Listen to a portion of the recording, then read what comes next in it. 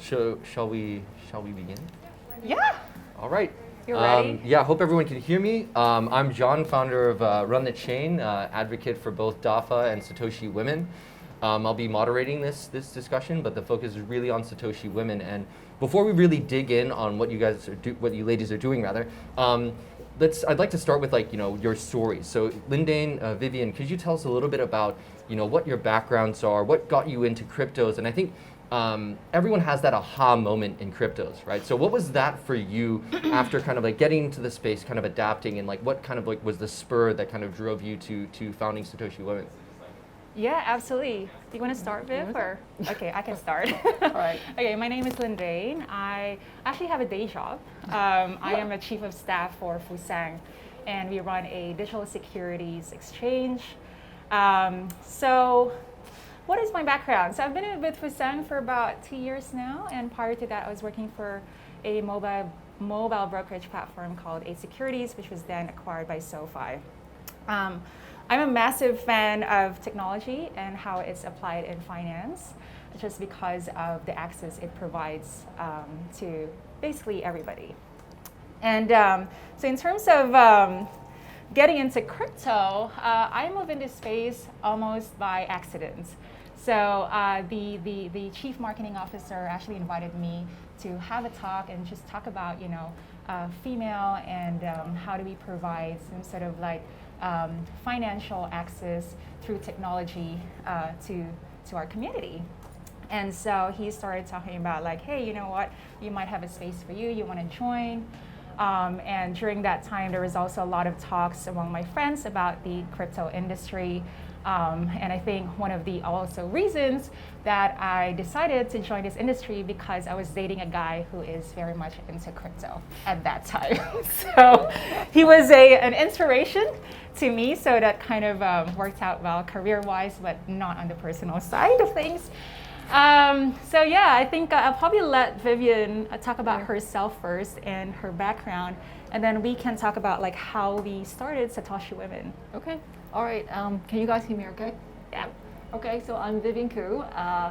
So I've had a long career actually in banking. I started off actually with the US Bank. I was a regulator for a little bit, and then I spent close to 20 years in the corporate running a risk management career. So I guess similar to Lyndaine's, I landed in crypto probably, I don't want to say by accident, but it was definitely not something that was planned for.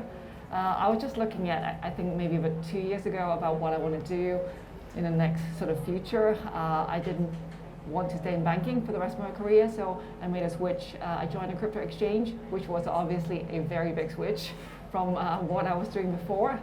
Has been fascinating, and I've actually left that exchange and then now is doing board advisory work and also setting up an industry group for sort of the bigger crypto player, which is something very different. So when I actually joined the industry, knew nothing, close to zero about crypto, was very intrigued. Think, this is probably something that has a future, because I just did some diligence about, sort of blockchain technology, and at that point the price of crypto was like 3,000-ish for a Bitcoin. But again, no investment myself, but I think I just was really drawn to actually what this can build into, what my skill sets are actually, and what I can bring in terms of being in a crypto career. And so, yeah, we can actually probably talk a bit about actually how we started SatoshiWomen and how we met. Yeah, absolutely. We have a common friend who's very, I would say, prominent in the crypto industry. She's also a lady. And so we started off, we were just casually talking about hey, you know what? We should put together and be more active in this space and promote crypto and digital assets to women. And so, because I personally feel that I'm extremely privileged with the knowledge, skills, access, and the connection that I have. Every day I learn something. Every day I learn about a new token, a new coin, new developments in the digital assets industry. And I also get the opportunity to participate, which obviously then sort of helps me create more wealth. And to me, really, it's all about sharing that, right? Sharing my privileges, so to speak, sharing my networks, sharing my knowledge, sharing my skills. And so I met Vivien through her, and it's just kind of started out from there. and our friend, she started her own VC company. So unfortunately, she can't really, go with us and do all this crazy stuff that we're trying to do right now. And me and Viv, we've had a lot of back and forths over the past few months in terms of how we want to run SatoshiWomen. And basically we came to a conclusion that the focus of SatoshiWomen is really providing crypto literacy for women of all walks of life. So what we want to service and really want to help are women from, again, whether you're from finance, whether you're a teacher, you're a yogi, you're everything really. We wanted to, and also what we're doing here is that we're not going against men. We're actually very, very, we're very male inclusive. In fact, I just want to clarify, we did not take John as a moderator because we wanted diversity. We actually took John because he's very good. So just to clarify on that one. So yeah, it's not going to be against male here. We're very inclusive. What we're trying to do is we just want to make room for everybody. Absolutely. Yeah. And before, I know you guys have prepared some slides, but while we have Gillian on the panel, I think it's important to loop you into the discussion as far as what your story is, Gillian, and how you got into cryptos, and kind of your experience leading up to founding DAFA and kind of providing a platform for organizations like SatoshiWomen to really kind of like spread the word for what they're working on. Sure. Thank you, John. So when I first founded Digital Art Fair, the story is actually interesting to tell. Is I actually approached John, and John was the first person that actually, as an organization, that said to me, "This is a great idea, and you should do it." And that's how this all happened. And then later on, John has been helping us to advising me on in fact, I knew close to zero about crypto when I first spoke to John about it. And John said, Gillian, you should do this, and very, very kind, it's just as a friend that he's providing the knowledge to us. And of course, and then he started introducing SatoshiWomen to me and saying that you are now a woman in NFT, you are now a woman in the crypto space, which is quite rare in the market right now, unfortunately. And the bit background about myself, I've been managing art galleries and international museums for the last 10 years. And when I first started here at Fair, one of the ideas that I really want to do it is because I have 2 children. And I don't know much about crypto, and I'm still learning from everyone here. But I know one thing that I want to do is to promote art to the younger generation, to my children, to my cousins, to my friends' children. I don't want them, when I introduce myself, I'm an art dealer, or I'm an art curator, and they would think that, hey, that's so boring, I don't want to talk about it, because no one wants to go to a museum anymore. And then that's how DAFA happened, is to educate the new generation with art. And obviously now, alongside with the acceleration of technology and cryptocurrency and blockchain, people are starting to actually get more excited about art because of the technology behind it, the immersive room with the digital display. And it just seems more fun right now. So I think that's my 2 minutes of explanation. Awesome. I appreciate the introduction from all of you, and I think you guys have some slides we want to go through. Yeah, I think we can go through it now, Charles. So we just wanted to show you some of the I would say NFT collections between me and Vivien that are women-led or women-themed. I think most of them are pretty much women-led. You want to talk about some of them, Viv, just very quickly? So, this is not financial advice. We're not financial advisors, guys. So we're not recommending pushing, any of these projects. But obviously, I think people are interested actually what's out there. Why would you want to invest in NFT and the like? So maybe we can talk through actually sort of our journey about how we got there. So again, I think on the financial side of crypto and NFT they're related, but they are, to be honest, quite different. So, actually both of us, I guess, worked at exchanges, came from background about the financial investment part of it. So NFT to us is also new. Mm-hmm. But I actually initially got drawn into it. I've got a friend, she's Japanese, she's called Miss Bitcoin. So she's one of those evangelists actually in Japan who started getting into Bitcoin probably about 10 years ago. So I saw her tweeting a lot of the NFT that she has, and and I actually, since young, I like Japanese manga. So it kind of drew me into getting interested in terms of what it was. And then actually, I guess fast forward, started knowing Lyndaine, and we have another friend, actually a couple of friends who actually are very, kind of vested, interested in NFT. So we started learning. Yeah, I would say obsessed. And obsessed meaning actually they hardly sleep. They're on Discord, Telegram channels all day long. And actually, you would get comments like, "God, you just can't sleep with this," because if you sleep or you go to the toilet, you go to the bathroom, like you're you missing just miss out something. So anyway, I guess with NFTs, like I know you guys want to get into this, but I want to talk a bit about actually. I think first of all I think you need to decide actually why you like it or why you want to buy one, because there's so much FOMO out there. As in people hear about it. It's a bit like my mom hearing about like the stock market. Yeah. She doesn't know what the stock is, but she knows this number 1, 2, 3. She wants to buy it. So I think you need to know actually for yourself. Do I want to buy it because I think it's pretty? Yeah. Do I want to do it as an investment, or I just want to get some experience? So I think those are a couple of angles I think you should look at, like if you want to do it, and then and also actually sort of what amount or how much you want to spend on it, because I think a lot of people going in with a view, because Gillian will tell you, they sold a Rafiq piece for 18 million Hong Kong dollars. You see all this People news, you see Christie, Sotheby's. So I think people are just drawn to headlines that, NFT makes you a lot of money. I think while it's true for some, I'm not sure that's like for 90, everything. Yeah, 90% of people. So actually maybe I'll just talk about, this is the World of Women project. So I think for me, I somehow just got drawn into female ran or female-led projects for a lot of NFTs that I invested in. So World of Women was one of them. It's a very young, actually Turkish artist. She actually hand drew, like spent 3 months just sat there. Actually did like 10,000 different versions of female. And I think she's built a great community.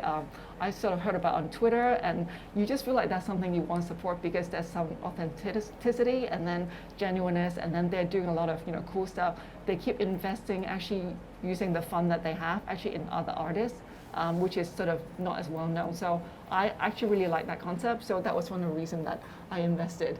Do you want to talk about your? FLS? Yeah. Just want to ask anyone from the audience here, who among you own an NFT?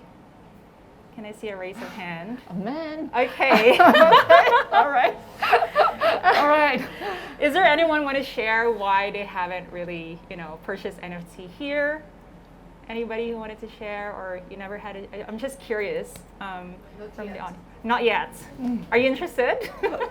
Okay. So do you own any? Who here owns cryptocurrencies? Who has Ethereum, USDC? Okay. Okay. All right. Okay. Later on, I can help you. Yeah, we have plenty of staff around here. They will help you onboard into crypto. So if you want to buy some Ethereum, some Bitcoin, the refinable guys are great. Exactly. And also, guys, I'm just going to get it out there. SatoshiWomen, what we wanted to provide is obviously education, access, and inspiration. So on the education piece, we're going to launch an NFT one-on-one end of October. So what we want to do is obviously educate females into this space, and we wanted to make it as simple as possible so you don't get scared, because it's not a scary space. We can go back to the first slide. I'm going to go through this very, very quickly. Sorry. This one. Oh, sorry. Oops. Yeah. Okay, so this piece is actually from the Female Lady Squad project. Now, this is a very interesting story when we talk about losses, right? You always hear wins. If you've heard of CryptoPunks, Bored Ape, Yacht Club, BAYC, everyone's like, oh, I made like so much money out of this, like 1,000% and all that stuff. But people rarely talk about the losses, right? Just to clarify, I didn't make a loss out of this, but it's more of a story. So Female Lady Squad was launched in July of this year, and it gained fame because it was the first fully women-led NFT project. So why it was unique is that they released 8,888 NFTs of diverse women to promote equality and also empowerment. So then the scandal happened in August. Just to clarify, the project was actually created by 3 female developers named Cindy, Kelda, and Andrea. in August, it was revealed that this was not the case. In fact, the developers are actually 3 Russian dudes. And because of that, the floor price plummeted down to about 90%. So Sorry, this is the first time I ever heard that. it is hilarious. It is hilarious. It's like, It's hilarious in a way that people actually want to pretend to be a woman. Like, pretend to be a woman, so there's a women on the team to promote it as a female lady squad. exactly, absolutely. So they gained so much popularity. If you guys are familiar with Gary Vee, so he's a very famous inspirational coach and all that. He supported this project. They made it to New York Times, right? Yeah. So when this scandal broke, plummeted to 90%, and everybody was like panic selling, right?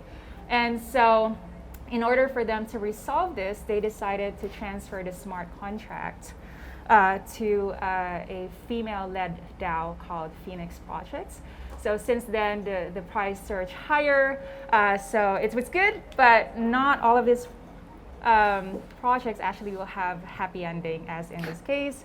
But I think to what Vivien was saying, if you wanted to buy anything really that has some sort of financial aspect there, you got to make sure that you research enough on what the project is all about and also the people behind it. Yeah.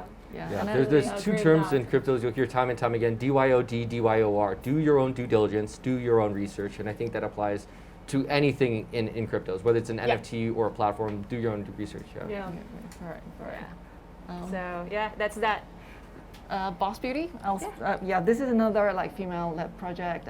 Actually, just launched in the last couple of weeks. Again, actually, when we started SatoshiWomen group, I actually like the fact that to be inclusive, as in like not only gender but like nationality. So I actually quite like this piece. Yeah, it's nice. And I think the theme they actually some of these actually physical prints is actually going on the New York Stock Exchange. Yeah.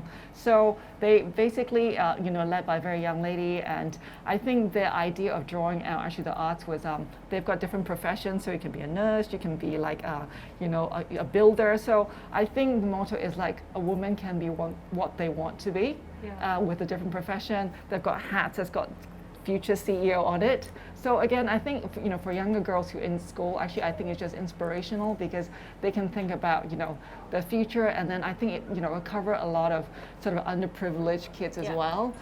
So I felt that it was a meaningful project. I think it's really meaningful you guys are doing this because first of all you got to find these ladies who are making them. You're gonna go scout them. It's not an easy job as an art curator. I would say what you're doing right now, and then like, you have to help them. Like, hey, like let's do this, and then like it's beautiful work. I love it. Yeah, it is. Yeah, so when Choice was scrolling down, there's like a few more projects that we got into. Some of them we just like how they look. Honestly, the other one, the one that's sitting next to my FLS, I bought it because it was kind of punkish, but I couldn't afford a punk. So I bought Zhang's, which basically pays homage to bugs. I use this as my profile photo, just like a lot of crypto degens. I'm not a degen, but it's sure? Please explain what a degen is. yeah, you can probably explain So it. degen, we call ourselves degens, and that means degenerates because we are all crypto degenerates. We call it aping. So it's like, oh, do you like that? Let's ape, guys. It means like, let's just buy it because we like the way it looks. Yeah, but we don't recommend it to anybody unless you're like really into this space. Otherwise, it's you won't be able to see. There's a natural course one takes to go from like dipping their toes into cryptos to like I'm a total degen. Exactly. Can we go back to the next slide? So this.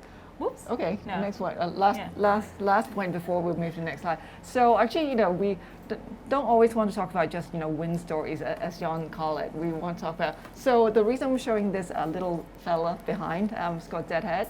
It's so the very first NFT that I bought, I actually lost it.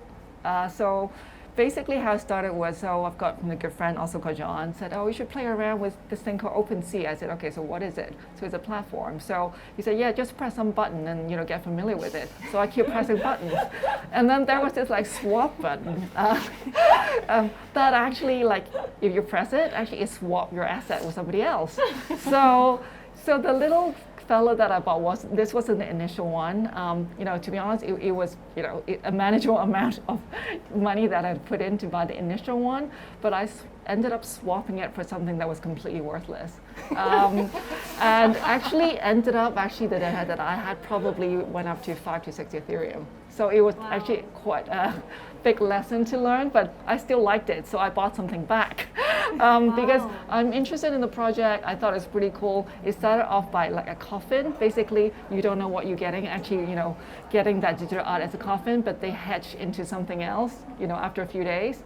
And then now they're making some manga, movies, you know, art out of this deadhead. So it's like fascinating. It's really interesting. It's really cool to hear your collection story. Because, but the NFT collection is a completely different game. Like it is.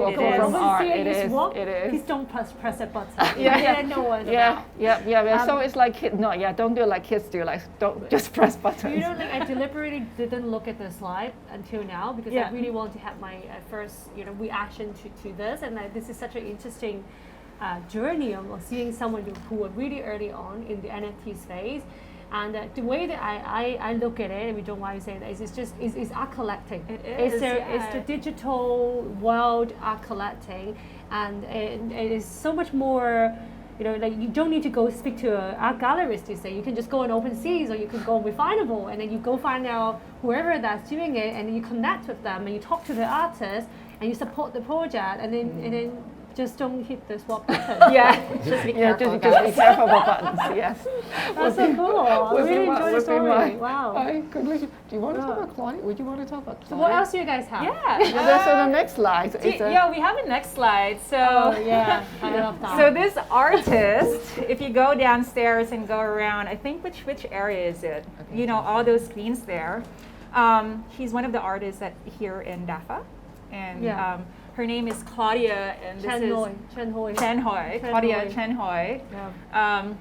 And her this is the screen name, right? Or the artist name. So this is her Instagram handle, bring I. So I guess what it means, I'm just guessing, like Claudia may say something else, but like it's about it's about women having brain, and you also like looking at something that use your eyes, so there's brain and eyes.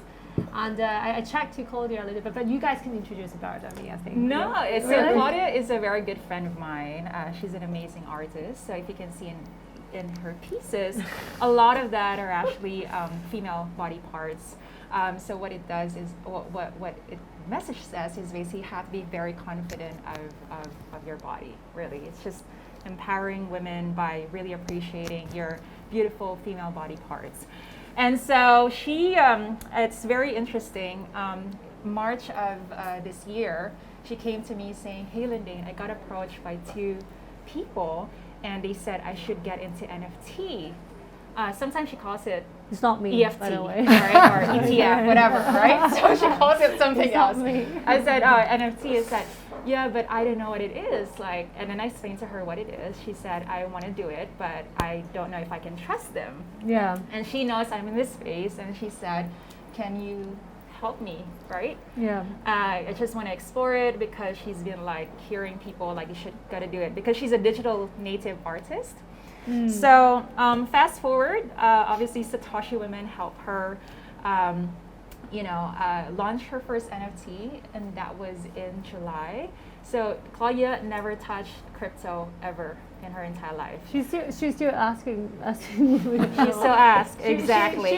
I think like for a lot of artists, they don't understand like difficult words like NFT. Yeah. If you explain to them, and I think for a lot of audience here, that I can quickly jump in as an art curator and an art dealer and say, like, digital art has been around for so long. Has been around for 2 decades now. It's always been there. It just, with NFT, with the technology, now like the artists have a way to put the work online and get paid. Exactly. Easily. And nothing changed. The art has still been the art. Maybe there's no more animation on it. Maybe there's a little bit more digitalization, like you can put on Instagram, but essentially comes down to it's still artwork. Exactly. she creates these GIFs on her Instagram just for content, right? Not generating any income, merely for content and exposure. And I said, girl, let's make money out of this. Let's do it, right? And she was like, what? Like, no concept finance. Like, okay, you got me. So let's do it. Yeah. She did this. Obviously, she's been selling pretty well. One of her pieces is going to be auctioned by Sotheby's, I think starting from the 14th of October. So super interesting. She still calls her wallet MetaMask as MetaFox, so which is hilarious. But this is where we are, right? So we wanted to help women like her in terms of walking them through the process, and again creating opportunity, right? And that's all we wanted, and there's no shame. Like, you call it whatever you want, but we'll call it definitely MetaMask, and make sure that you get your sales in your wallet ASAP. So yeah. Yeah, I also, sorry. So I adding to this work, I actually spoke to Claudia about it, and to hear from the artist directly and talking about the piece, I think her idea is actually, like, how men sometimes send you inappropriate pictures. Yeah. Like, and then if they send you that picture, you send them this picture. Don't have that problem. Just because, like, we could as well. It's not just a man the thing. swap? Yeah, just swap. And you This just is keep what you sending can them. swap Like, for. you send me appropriate stuff, I send you appropriate stuff. But I mean, like, obviously, it's a women empowering process, and feeling that, hey, like, you don't get me that way. Like, I can do the same thing to you, and in a nice way, because it's a nice piece of artwork. It's a very nice piece of artwork. Yeah. Yeah. Cool. So I guess we can move on to a next session for Q&A. I mean, I have my own questions prepared, but I also think it's great to ask the audience, any questions that anyone here has, any concerns, any kind of anything at all that really that you have questions about NFTs, or how as a woman you could get involved with the NFT space or crypto space at large.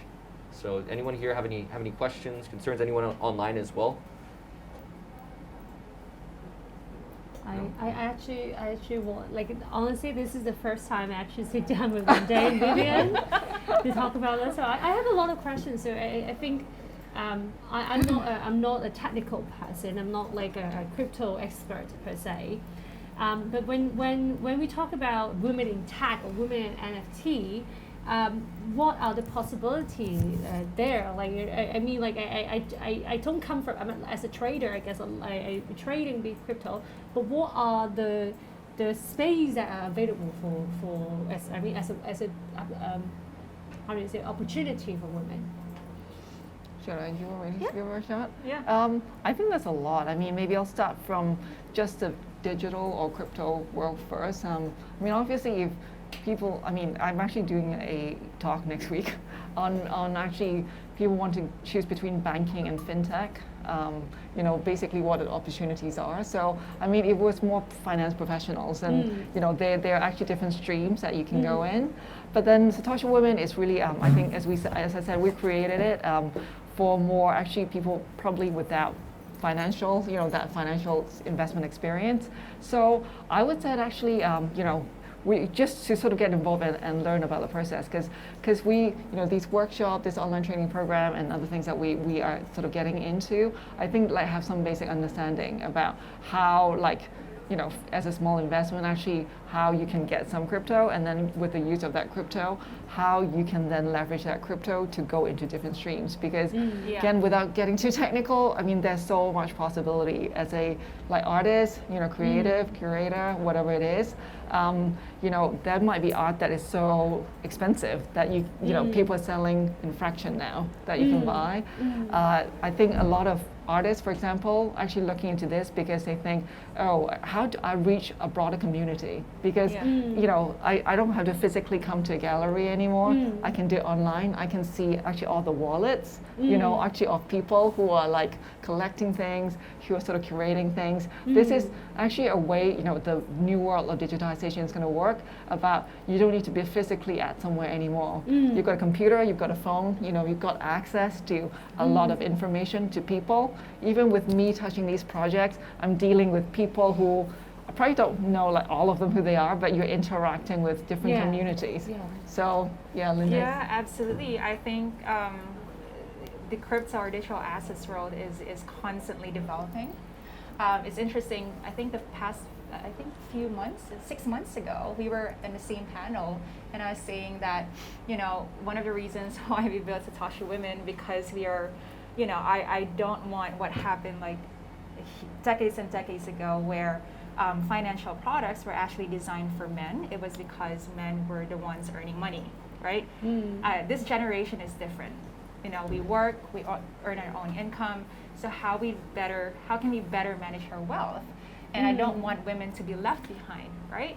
And John was saying is that, well, the good news is crypto or digital asset is still in its infancy.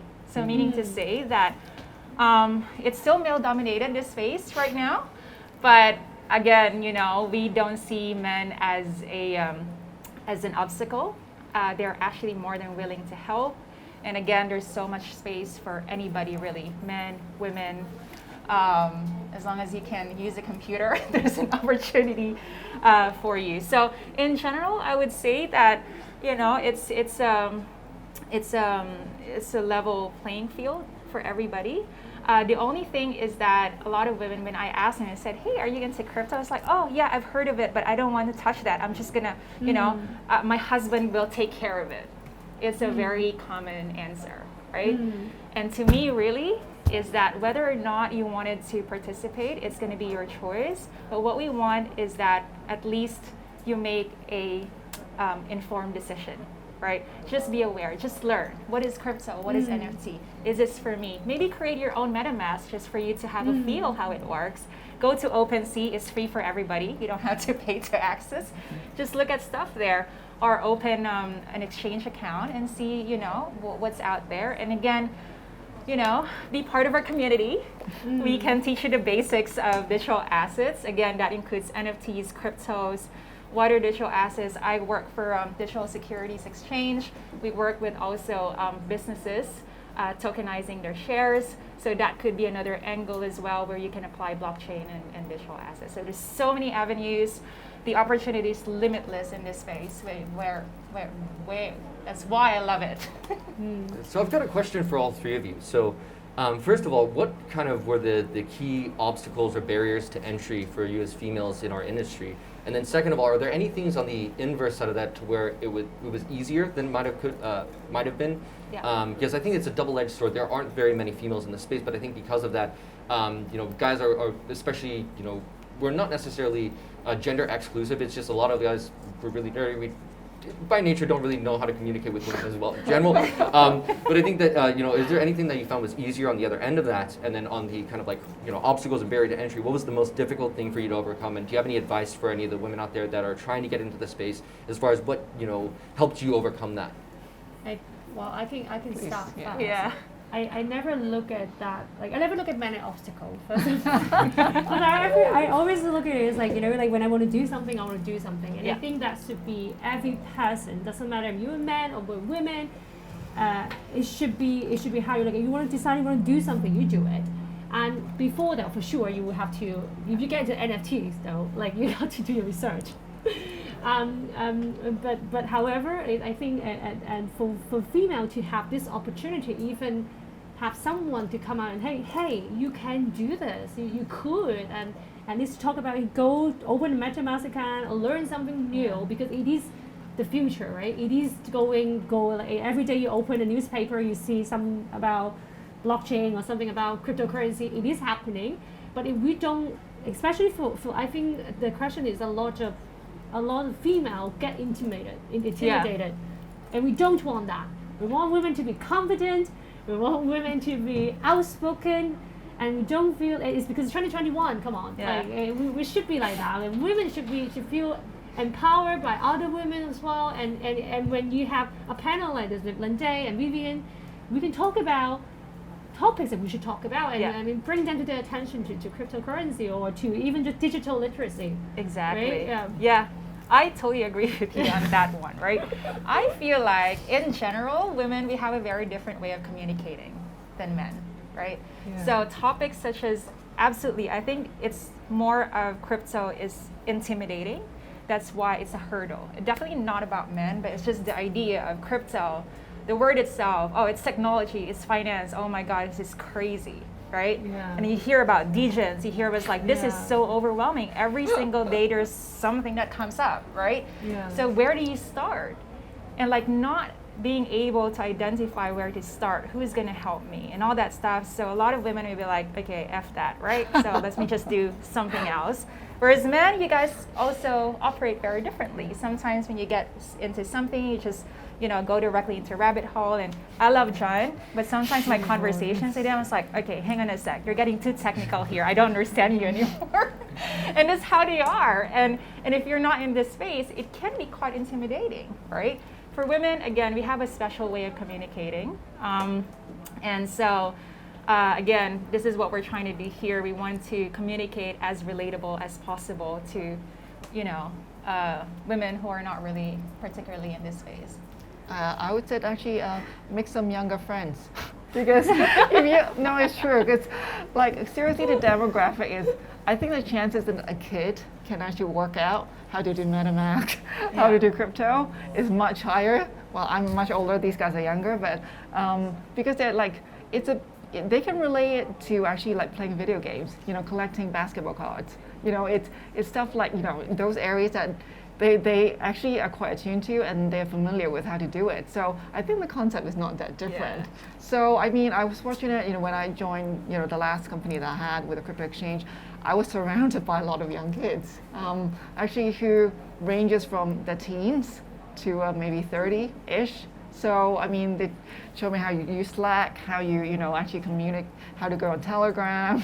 Like one of them said like, Vivien, actually, why are you sending emails? That's for old people. No, it's actually quoting in verbatim. So actually, yeah, make some younger friends, and for me, part of the reason why I started started working with Lyndaine on the female group, it's because I sort of feel it myself. Actually, it's very male heavy, basically, in the crypto space. So that's why actually now, I have a little bit more spare time actually, and I can put my heart to actually helping to increase kind of women's knowledge into crypto, mentoring, and it doesn't need to be something very structured, because me and Lyndaine get like sort of younger female all day, like asking, oh, how do you get into crypto? How can we learn more? So it's very informal. So I think we just try to do it in an organic way to just build a community. Yeah. So it sounds like confidence and kind of attitude and persistence are some of the underlying themes here. But are there any pieces of advice that you would have given your younger self as far as like habits that you wish you would have formed sooner, or any tips or tricks that might help any young women out there trying to get into this space to kind of like accelerate them achieving the level of proficiency you need to kind of like participate in the crypto space? I think just be curious. Just always be curious, right? When you hear something in this space, you already learned the basis of crypto. You hear another new thing. It's like, oh, just learn it. Google it. You have so much information in your hands. Be part of a community, whether it's SatoshiWomen, whoever. Talk to people who are knowledgeable in this space. As with everything else, just be curious, right? Just always, be hungry for knowledge, because honestly, I'm speaking out of experience, right? I've heard about crypto back in 2015. I've heard about Bitcoin. I didn't know what was the price then. And I was just like, oh, you know what? Oh, I don't have time to listen. It's technology and whatever. And it's too much information and whatnot. And I'm kicking myself because obviously you guys know how much Bitcoin is right now. And I said, that will never happen again. And that's not going to happen to the people I'm surrounded with, and especially my girlfriends, right? So I want to share as much knowledge or information as much as I can. Yeah. Any tips or tricks or advice you would give to your younger self? My younger self, no, I don't You're think so young. Not different from what Lyndaine said. Get educated, get inspired, get involved. I think those are 3 buzzwords that I would use, because, as you said, there's so much stuff out there now. Actually, that as I said, actually it's like sort of boundaryless, borderless. That you have YouTube, and most of them, to be honest, is free. It's just a matter of like distilling down actually what are the ones actually that sort of relate to you, that you understand. Because even for me, if I search a topic now, it's not like in the past you have to go to bookshop. You've got to buy some like very expensive encyclopedia to do it. Like the information, John, as a setup actually, that it's gonna have a lot of technical detail, actually like training companies. So so just get involved in projects. I think my advice would be don't spend a lot of money, as in like try to like punt into something. Yeah. But if you want to dabble in very small amount, just to test out, go to try things, be part of a community, be part of a project, that's probably the best way to do it, because that's how you. It's like with me, I just want the experience. I just want to experience actually what it's like, instead of thinking, oh, you know, how much money I'm going to make like in 10 days, in a month. So I think that's kind of probably the best mindset that you should have. Absolutely. I kind of come from a very different background, right? So I'm a art manager, I'm an art curator, so I manage artists, and I totally come from a different space. So if anyone want to get into creative space in NFT, in my word is digital art, right? Any person who is creative, who wants to go digitalize. My advice is don't look at it as an obstacle per se. Like, it's not, because this is, I think you look at artwork these days. You have photography, you have music, you have video art. You have all of this are digital art. Like the word put in front of you, and you kind of feel like, especially women, so that's just scary, right? Like short form, NFT. What does it stand for? Non-fungible token. That's too scary. And having that kind of stop you from doing a lot of things. And I think that Jeanette here, actually one of the very female leader here in the music space, and it's very inspiring as well, is never look at it as something that you can't achieve. Yeah. Learning more and coming get into space is nothing difficult. Look at it as an obstacle is going to put you kind of like, no, let's don't do that. If you just be like, hey, let's try like that, the positive energy and the positive mindset will take you much further than feeling something new and you don't want to try. So what so I guess this is both a question for SatoshiWomen and DAFA. So kind of zooming out from kind of like how to get here where you are now, what do you perceive the next step? So what's the goal for SatoshiWomen? What's the goal for DAFA? What does success look like to you, and for what you can kind of like leverage for other women to get into the space? My goal in DAFA has always been promoting artists. Like from my day one until now, until when I had my children, and I was like, I think that my goal is just promote. I even go to this Chinese palm reader, and they said that your job for your whole life is going to be promoting other people, not yourself. And it's just really weird that but it's always been promoting artists, it's promoting culture. Now it's about because I see why DAFA started in Hong Kong was because I'm from Hong Kong. I'm born and bred. My parents come from China and they migrated here. And my dad told me when I wanted to be an artist, and he said to me, "Don't be an artist. Don't be an artist. Especially if you're a female. Don't be an artist. You will not be able to support yourself. Like fun guy, that kind of thing, right?" But then for me, understanding that come from a Chinese background is with technology is possible. Back then, it's probably unlikely as a female artist to make it. Unfortunately, maybe 50 years ago when my dad grew up here, it was difficult. But now with technology, you can show your artwork anywhere you want. You can go on Instagram. If you're a musician, you can go on SoundCloud. You can go on Spotify, YouTube, anything. It's possible these days. For DAFA, we want to educate a new generation to grow culture in Hong Kong, grow digital culture to the younger generation, because I noticed that the more I work in galleries, the older the clients are, right? Like last couple of years, like 50, 60 years old, no one coming anymore, no one wants to go to the museum.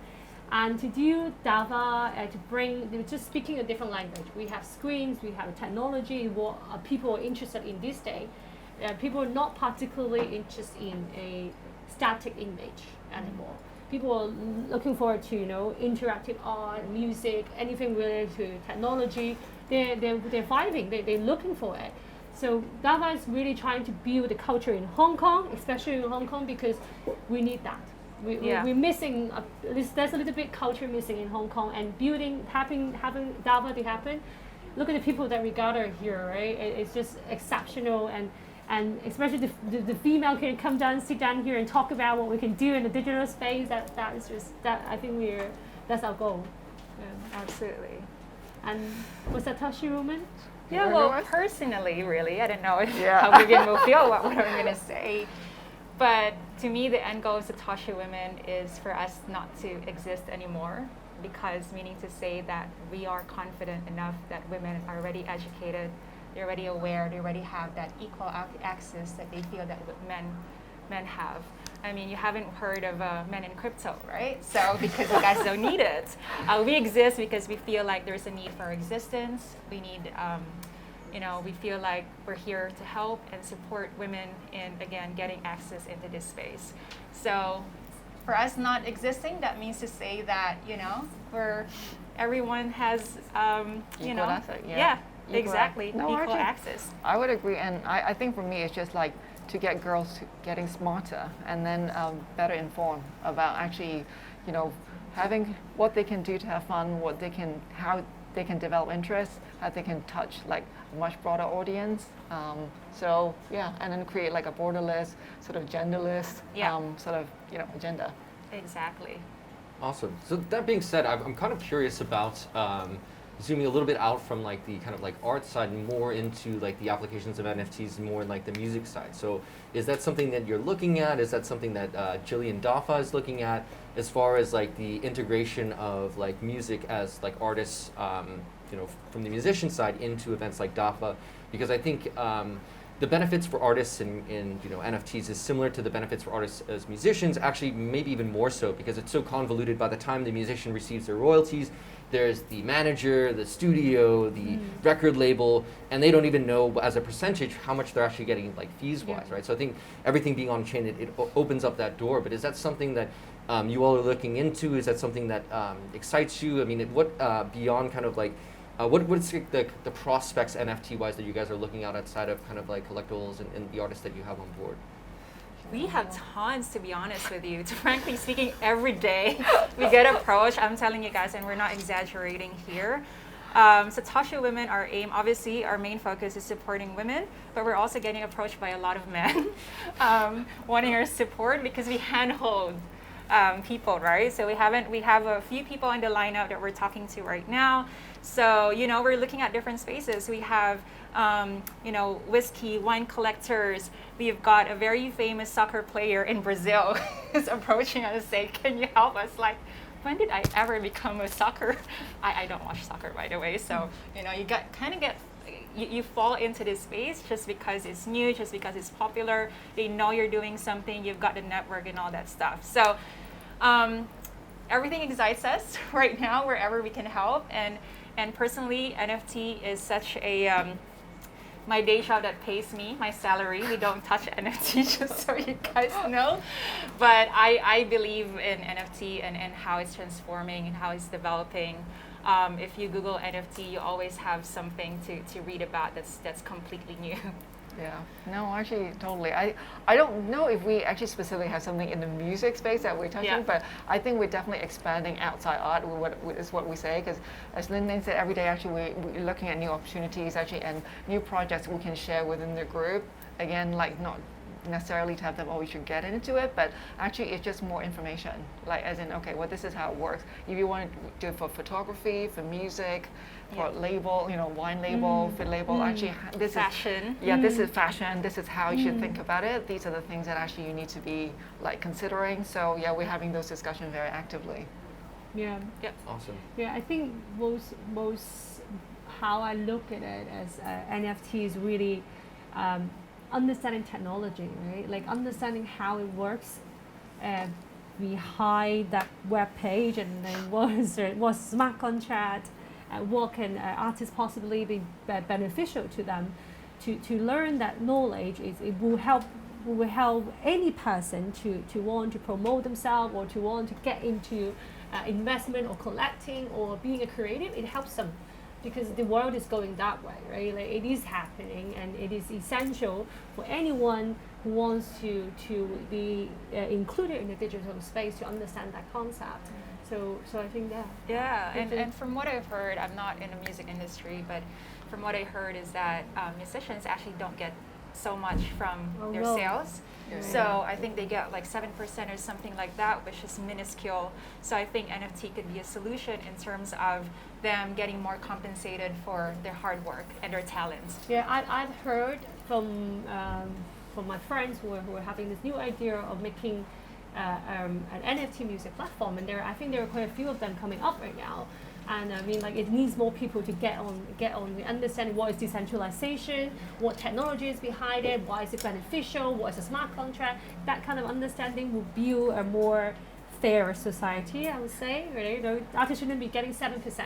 I don't think it's even 7%. I think it's actually 0.something percent. Okay. In fact, in my understanding, which is not fair, right? Like, you were the person that actually created the music, and then the manager took 70, and then the other labels take 30 or 25, and you get the peanuts at the end, right? But you created it.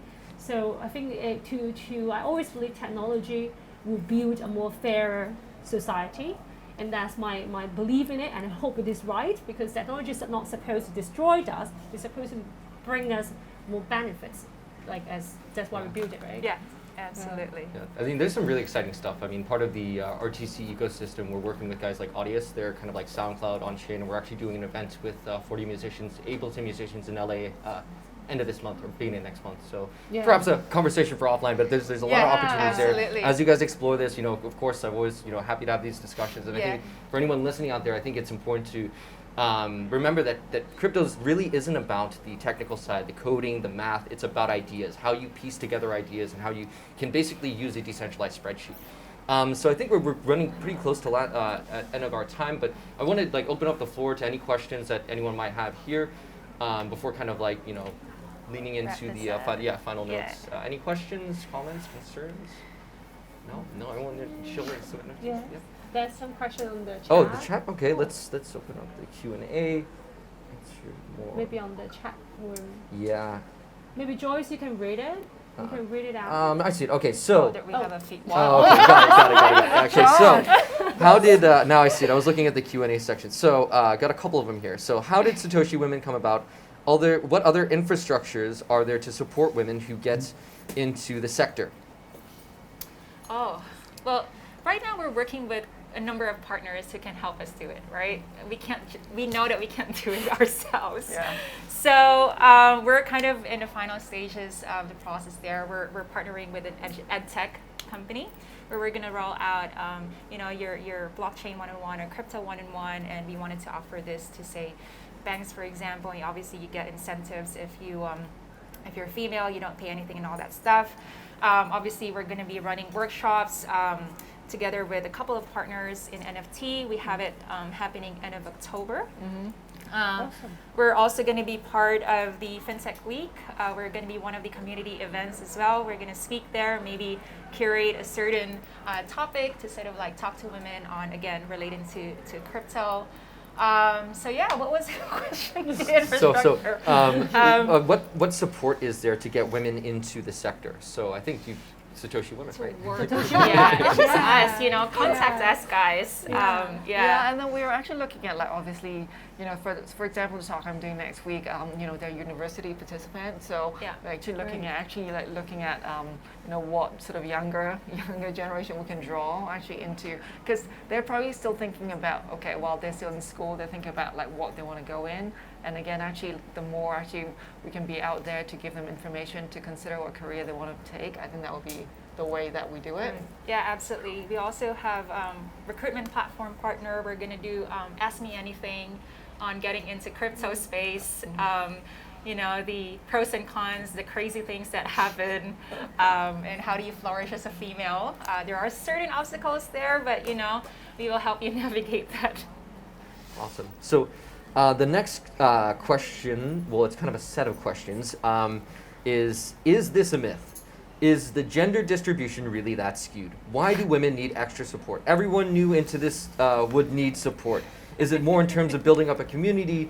Would you share more on that? Would love John's perspective also. Well, John. Do you want to answer that? I can. I'm happy to. So yes, absolutely. So there's 99+% of the people in the world don't know about cryptos. And of that 1% of people that do know about cryptos, 99+% of that are men. So yes, I can confirm it. I've lived it. Most of us in cryptos that are crypto degens, crypto natives, I think is the new PC way of saying it. But most of us are men. And women do need support because, a lot of us who are, these crypto degens, we don't necessarily always have the best social skills. And I think that it's hard to break into a community when you can't speak the language.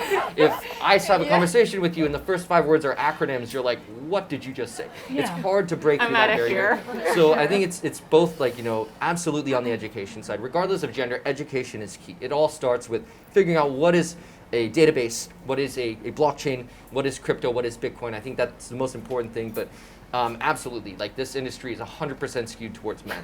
But it's not just crypto, right? It's a lot of industries. Yeah, I mean, so, Yeah. globally, yes, but in Right? crypto, it's Yeah. like on steroids. Exactly. okay. Yeah, because Yeah. if you look at research and like public figures, it's quite skewed. As in, I think I saw one. I think CNBC said that probably about 16% men, 70% female actually like trading crypto now. But then got other research saying that 1 in 4 who are trading Yeah. is actually female. But I think these stats are more skewed towards the US because they're the ones actually that's done more extensive studies. I think in Asia, they're hard to say. I just know actually like in terms of countries like Japan, Korea, obviously they're early adopters. Actually, you have a lot of people trading crypto, and then you have other countries who've got like just less Yeah. in general. Yeah.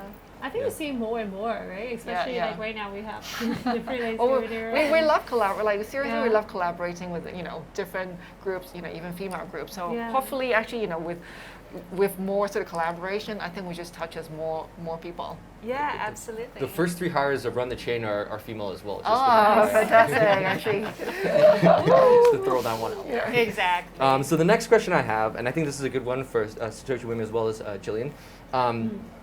What are the differences between female art prices versus male art prices in the NFT space? How does that compare to the traditional Sorry, art world? female what prices? So basically, NFT. like if all things held equal, if a man and a woman put out similar NFTs, what's the kind of like, Price a difference. delta of like, a man's piece versus a woman's piece? Is So it I've skewed never one way or the actually other? looked at that prices thing, but I can tell you exactly how difficult it is to curate this art show with female. Claudia, I actually talked to Lyndaine over dinner or drink, and at times I have no female artists that would come forward to me. I've been scouting, I've been looking, I've been searching, but if I approach a woman, they would be like, I don't want to know exactly, I don't know anything about NFT, I don't want to do digitals because they are not confident enough in the language, digital language, the digital literacy. And it was so difficult. It was probably not because I don't want to give you opportunities. I keep trying to find you, and then you're like, no, sorry, no, I don't think I'm there yet. I'm not ready yet. And I think that's a general issue. Well, like the way the communication is different. We are not, because the world is kind of, still 70% or whatever, and we need to come forward. So you could to believe in ourselves, believe in gender equality. So more it's going to be making us easier to look for female artists. It make you easier to look for a crypto expert who happens to be a female, and then that will bring the bridge gap a little bit more, I think. Yeah, absolutely. But yeah, the honest answer there, we haven't really looked at the price difference, right? But I think that's a very good point. Just to kind of like see the comparison there. But I think more importantly, we just want more female participation right now than look at the prices. Yeah, so a follow-up to that too was examples from People and Krista Kim shows the value of digital artists. How about emerging artists, and how do we build their careers? Importance of formally a healthy ecosystem. And I can chime in on the trading side of that after you want to take a swing at that. Sorry, can you repeat that? So one more basically, time? I think how it's- do you healthily build? So basically, they're comparing People and Krista Kim as showing Yeah. the value of digital artists, right? Yeah. How about emerging artists, and how do we build their careers and basically a healthy ecosystem? Oh, okay, this is a really good question. I mean, I can talk about it for a very long time, but I want to keep it short. To build a healthy ecosystem for any industry, right? Now I'm going to talk about art. To build a healthy ecosystem is to make sure that you're giving the younger generation artists a chance to show their work. You're educating females, so you give them a chance to come in the crypto world, right? In the art world, the common problem is every galleries are selling the best-selling artists. So if you sell Banksy, I sell Banksy, he sell Banksy, the Banksy price go higher up, and we don't look at other artists that possibly are very talented, and that got to stop. And that's what technology come into place, right? NFT make it possible for any artist to come into the crypto or NFT platform to sell their own work. It's just like Instagram letting any vendors to be able to put your work for sale, right? You have a shop on Instagram, you can sell your doodles, you can sell your handmade bags, right? So that giving the artist more chance to sell their artwork or sell the service or musician to put their music up there, much more likely than the traditional art world. I would just add actually like, so some of the female projects that I did in the World of Women, for example, they actually have a fund that they, every month, actually they invest in some up and coming artists actually and expose them. So they choose a different one actually periodically. People vote, like you can vote to actually choose the artist. Those are usually, so they pick it out of, I think because it just happened, I think World Women, I think the founder, she's an artist herself. Cool. So she has a group that they keep sort of finding all these artists actually that doesn't have exposure, people who don't know who they are. So I think, again, that's kind of an organic way to do it. I'm sure quite a few of the female-led actually sort of NFT projects, they are doing something similar. Yeah. The voting system is great, right? Yes. Like everybody got to just choose who you like. The whole DAO, concept of DAO, decentralized. Actually, like shareholders, get to vote actually in a very decentralized way. Yeah. Wow. So I guess it looks like we're out of time. So if you wouldn't mind sharing just one kind of final key takeaway, one quick little piece of advice for any of the women out there watching for how they can kind of like get into the space and start learning about NFTs and trading. Join SatoshiWomen community. Follow us, guys. We're on Instagram. Just search SatoshiWomen. We have a website. It's still developing. You'll see a new one, a better one in a few weeks' time. We're also on LinkedIn. Pretty much everywhere, so slide us a DM, and we're sure to include you in our chat group, and we'll give you updates in the about this industry, how you participate, and also the workshops and all that stuff that we do. So buzzword: get educated, get access, get inspired. Exactly, and that's us. That should be a shirt. Gillian? My last bit is believe in yourself. Like if you believe in something, you believe in yourself, you can do it. Like if you don't, then no one can help you, right? So that's my piece of advice, here's the DJ. There's a saying, right? So you won't really learn how to make life-changing gains until you've made wife-changing losses. And that's really about learning how to lose and coming up with a strategy to where you don't put risk more than what you're afraid to risk, right? So I think there's a theme that's reoccurred during this talk is that invest a little bit, but something you're not afraid to lose everything. Exactly. And I think that's the most important message, at least from my side, as being a crypto. I agree. Well, thank you everyone for attending. Thanks everybody. Thank you. Check out SatoshiWomen, guys. Thank you. Thank you.